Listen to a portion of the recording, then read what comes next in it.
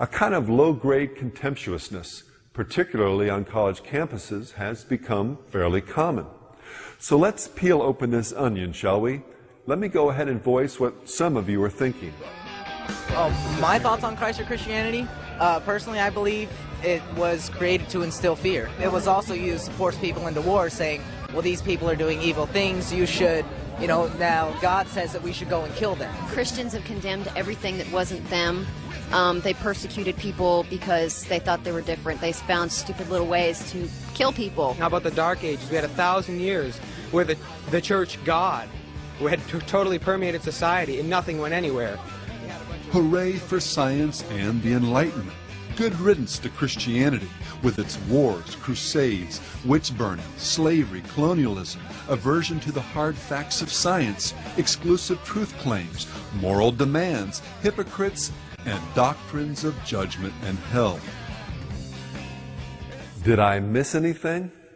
Well, it would take hours to fully diffuse all these charges. But I trust that what follows will be adequate for those who are not willfully skeptical. And for those who are, I hope you'll be able to hold your aversion to Christianity in check and at least finish the series. Perhaps God Himself, in His mercy, will convince you somewhere else along the way. Number 1. No doubt about it, terrible things have been done in the name of Christ. But that's no reflection on Jesus and His teachings. It's an indictment of sinful men. I can cite hundreds of examples. One will have to suffice. Concerning the practice during the Crusades of forcing people to convert under threat of death, well, Jesus told His followers, "You know that those who are considered rulers lord it over them. It shall not be so among you. For even the Son of Man did not come to be served, but to serve, and to give His life as a ransom for many." Elsewhere, God declared that it's the goodness of God that leads you to repentance.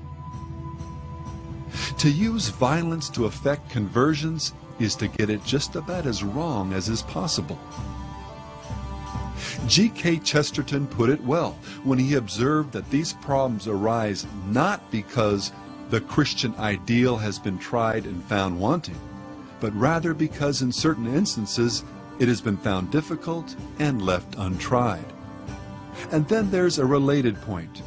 Number 2, when man's wrath is substituted for God's love, the so-called Christians who are doing it, as we've just seen, are being completely inconsistent with the truth they're obligated to obey. But now consider the flip side. For example, the over 100 million people who've been killed by atheists during the 20th century alone. Their actions can be, and often are, perfectly consistent with their, quote, truth. Hitler, Stalin, and Mao, for example, were acting in a manner congruent with their acceptance of Darwinian materialism when they murdered some 50 million, quote, products of random mutation, end quote, in a sincere effort to build a more perfect society. We need to keep these things firmly in mind if we're to honestly assess the lessons of history. Number 3. It's flagrantly dishonest to overlook the great blessings brought to the world as Christian principles have been faithfully practiced. Modern science, the abolition of slavery, care for the poor, hospitals, orphanages, universal education, free market economics, and the Protestant work ethic, women's and racial equality, child labor laws, concern for the environment, the inspiration for beautiful and enduring works of art, music, literature, and architecture, the rule of law, civil liberty, religious freedom, the Magna Carta, and American Constitution, on and on. These are all byproducts of the Christian faith. Some people may want to deny it. Millions more simply ignore it. But the fact remains. And if the testimony of history isn't enough, just go to the villages and towns of the Third World and find out who's really down in the trenches working to alleviate suffering. Too far to travel? Well, then check out what's going on in your own hometown. Again, who's doing most of the work to feed the hungry, care for the orphan, or bring hope to those in prison? Swallow hard. It's been going on for 2,000 years. Perhaps the best way to cut through all the static surrounding this issue is to ask a very fundamental question. Forget for just a moment all the hype, all the noise and pressure to be cool and embrace a rock and roll lifestyle, and to even look down your nose at Christianity, and ask yourself, if you were dying and needed blood, from whom would you prefer to get it? From a rebel or a disciple of God? Here I'll use myself as an example. Until I was 26, it was sex, drugs, and rock and roll.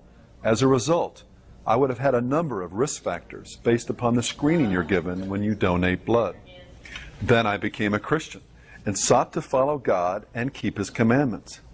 Is it just a coincidence that the lifestyle He has ordained for man now makes me an optimum donor? So seriously, if you were dying, from which world, from which Eric, would you want a transfusion? You see, the truth and the life is in the blood. Guess who to the rescue on our holy mission to uphold the tradition of the Spanish Inquisition and preempt your decision by forcing your confession. Now let that be a lesson if you think you're messing with. There may be other knots in people's minds concerning Christianity. We haven't time to unravel them all. But keep something in mind. Many brilliant skeptics, from the Apostle Paul to Malcolm Muggeridge, have become devoted followers of Christ. Examine your objections honestly and with humility. Could they possibly be just an excuse for unbelief? Take as just one last example the very common and quite enlightening charge of hypocrisy. Christianity, it's about money, and they're just a bunch of hypocrites. I think they're just give me your stuff religion. They just want to take it and take it for themselves. Neighbors, let us join today in the holy love of God and money. Because neighbors, no one loves you like He loves you. And what better way to show your love than to dig deep into your pockets? Dig real deep and give until it hurts. It's a front they put up just to make people think that they're good because they go to church. It's nothing but a bunch of ignorance and hypocrisy. I have become heavily involved in the Church of Divine Love. Fucking demon horse! We spent most of our time listening to inspirational tapes and demonstrating against schools which taught tolerance of homosexuals. We got arrested, too. Jesus saves, well, it better save himself. From the gory, glorious seekers, we use his name in death. First off, keep in mind that the only hypocrisy that will be judged by God when you stand before Him will be your own. Don't cop out and try to hide behind someone else's sin. It doesn't work. And as for the charge that the visible church is made up of imperfect people, including the occasional bold-faced hypocrite, well, no question about it. And those hypocrites will have a lot to answer for when they stand before a God who both sees all things and has a zero-tolerance threshold for impenitent hypocrisy. For the name of God is blasphemed among the Gentiles because of you. Soon I discovered that this rock thing was true. Jesus was the devil. But again, don't strain at a gnat and swallow a camel. For every high-profile minister who's been caught living a lie, there are tens of thousands of good men and women who quietly go about doing their best to faithfully love God and their neighbors as themselves. What is it about our culture that drives people to ignore this far greater good while fixating on the occasional bad? And again, don't forget that the bad comes about because people are unfaithful to Christian principles, not as a result of following them. But do you know what's even more interesting? It's what happens when we turn this around. Why can artists get rich promoting lifestyles that hurt people and that poison the waters of popular culture? But because they love their mama or do an occasional benefit. My friends, my ex-lovers, people that I haven't even met that die from this disease. Or periodically sing a thoughtful and virtuous song, well, suddenly that pound of good becomes more important than the ton of bad. Where's the hypocrite patrol when you really need them?